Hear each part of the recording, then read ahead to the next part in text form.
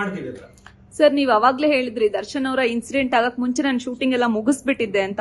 ಆ ಟೈಮಲ್ಲಿ ಏನಾದ್ರು ಸಿನಿಮಾ ಬಗ್ಗೆ ಮಾತಾಡಿದ್ದು, ಶೇರ್ ಮಾಡಿದ್ದು, ನೀವ್ ಯಾವ ಸಿನಿಮಾ ಮಾಡ್ತಿದ್ದೀರಾ ಇದೆಲ್ಲ ಅಪ್ಡೇಟ್ಸ್ ಇರುತ್ತಾ ಅವ್ರಿಗೆ? ಅಂದ್ರೆ ಸಿನಿಮಾ ವಿಚಾರ ಎಲ್ಲ ಶೇರ್ ಮಾಡ್ತಿರ್ತೀರಾ? ರಾಯಲ್ ಮಾಡ್ತಾ ಇರೋದು ಮುಹೂರ್ತ ಆದಾಗಿಂದಾನೆ ಗೊತ್ತಿತ್ತು. ಯಾಕಂದ್ರೆ ರಾಯಲ್ಗೆ ಕ್ಲಾಪ್ ಮಾಡಿದ್ದೆ ನಮ್ಮಮ್ಮ.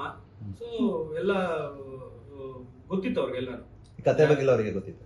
ಏನಾರು ಶೇರ್ ಮಾಡಿದ್ರ ಅಂತ? ಸರ್, ನಿಜ ಹೇಳ್ಬೇಕು ಅಂದ್ರೆ ನಾನ್ ದರ್ಶನ್ ಸಿನಿಮಾಗಳು ಮಾಡ್ಬೇಕಾದ್ರೆ ನನ್ನ ಹತ್ರ ಕಥೆನೇ ಕೇಳಲ್ಲ ಸರ್. ಅವ್ನಿಗೇನೋ ನನ್ನ ಮೇಲೆ ನಂಬಿಕೆ, ಅವ್ನು ಮಾಡ್ತಾನೆ, ಚೆನ್ನಾಗ್ ಮಾಡ್ತಾನೆ ಅಂತ. ನಾನು ಅವ್ರಿಗೆ ಜೊತೆಲಿ ಒಂದೇ ಕತೆ ಅಂತ ಹೇಳಿದ್ದು. ಅಂದ್ರೆ ಪ್ರೊಡಕ್ಷನ್ ಮಾಡ್ಬೇಕಿತ್ತಲ್ಲ, ಸೊ ಅದಕ್ಕೆ ಅಂದ್ರೆ ನಾನು ಹೋಗ್ತಾರ ದಾರಿ ಕರೆಕ್ಟಾ ಇಲ್ವಾ ಅಂತ ತಿಳ್ಕೊಳಕ್. ಯಾಕಂದ್ರೆ ಅವನು ಇಂಡಸ್ಟ್ರಿಯಲ್ ಸೀನಿಯರ್ ನನ್ಕಿಂತ. ಸೊ ಅದೊಂದೇ ಹೇಳಿದ್ದು. ನವಗ್ರಹ ಕತೆ ಹೇಳಿರ್ಲಿಲ್ಲ ನಾನು, ಸಾರಥಿ ಕತೆ ಹೇಳಿರ್ಲಿಲ್ಲ ನಾನು. ಅವ್ನಿಗೆ ಈವನ್ ಬುಲ್ಬುಲ್ ಮಾಡ್ತೀವಿ ಅಂದಾಗ್ಲೂ ಈ ತರ ಡಾರ್ಲಿಂಗ್ ರಿಮೇಕ್ ಮಾಡ್ತೀವಿ ಅಂತ ಹೊರತು ಸ್ಕ್ರೀನ್ ಪ್ಲೇ ಹೆಂಗ್ ಮಾಡ್ತೀವಿ ಅಂತ ಹೇಳಿರ್ಲಿಲ್ಲ. ಅದು ಬ್ಲೈಂಡ್ ಬಿಲೀಫ್ ತಮ್ಮನ ಮೇಲೆ. ವಿರಾಟ್ ಒಬ್ಬ ಆರ್ಟಿಸ್ಟ್ ಯಾವಾಗ್ಲೂ ಒಳ್ಳೆ ರಿಸಲ್ಟ್ ನೋಡಕ್ಕಾಗಲ್ಲ. ಸೊ ಏನ್ ದೂರ ಆಗಿರೋ ವಿಚಾರಗಳು ಇಲ್ವೇ ಇಲ್ಲ ಸರ್.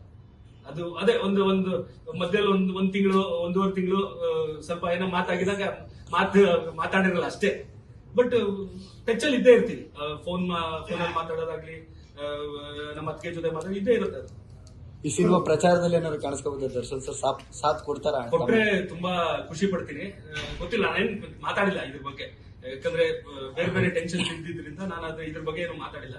ಸೊ ಗೊತ್ತಿಲ್ಲ, ಮುಂದಕ್ಕೆ ಕೇಳ್ಬೋದೇನೋ ನಾನು, ಅವರು ಅಂದ್ಬಿಟ್ಟು ಮಾಡ್ಬೋದೇನೋ ಗೊತ್ತಿಲ್ಲ. ಏನ್ ಬೇಕಾಗ್ಬೋದು. ಈಗ ಹೇಗಿದೆ ಸರ್ ಅವ್ರ ಹೆಲ್ತ್? ಅದೇ ಬೆನ್ನು ನೋವು ಇದೆ, ಟ್ರೀಟ್ಮೆಂಟ್ ತಗೋಬೇಕು ಅಂತ ಹೇಳಿದ್ರೆ. ಮೇನ್ ಉದ್ದೇಶ ಮೈಸೂರಿಗೆ ಹೋಗಿದ್ದೇನು ಅಂದ್ರೆ ಅಜಯ್ ಹೆಗ್ಡೆ ಡಾಕ್ಟರ್ ದರ್ಶನ್ಗೆ 2 ಕೈದು ಆಪರೇಷನ್ ಅವರೇ ಮಾಡಿದ್ದು. ಇದು ಆಕ್ಸಿಡೆಂಟ್ ಆದಾಗ, ಶೂಟಿಂಗ್ ಟೈಮಲ್ಲಿ ಬಿದ್ದಾಗ. ಸೊ ಅವ್ರ ಮೇಲೆ ದರ್ಶನ್ ಅಂದ್ರೆ ಅವ್ರೊಂಥರ ಫ್ಯಾಮಿಲಿ ಡಾಕ್ಟರ್. ದರ್ಶನ್ ಫುಲ್ ತಲೆಯಿಂದ ಕಾಲವರೆಗೂ ಏನೇನ್ ಪ್ರಾಬ್ಲಮ್ಸ್ ಇದೆ ಅನ್ನೋದು ಅವ್ರಿಗೆ ಚೆನ್ನಾಗಿ ಗೊತ್ತು.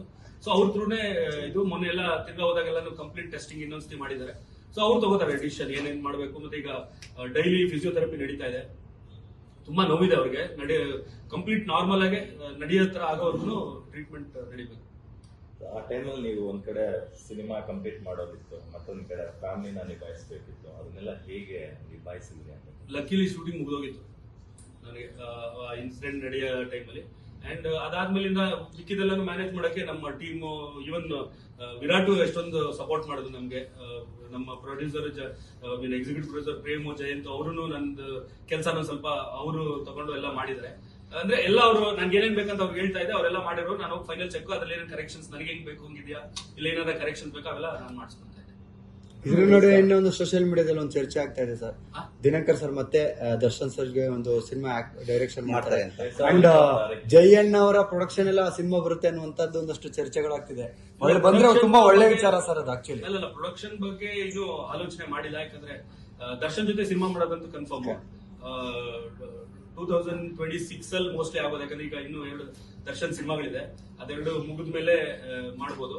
ಅಂಡ್ ಪ್ರೊಡ್ಯೂಸರ್ ದರ್ಶನ್ ತುಂಬಾ ದೊಡ್ಡ ಲಿಸ್ಟ್ ಇದೆ, ಅದ್ರಲ್ಲಿ ಯಾರು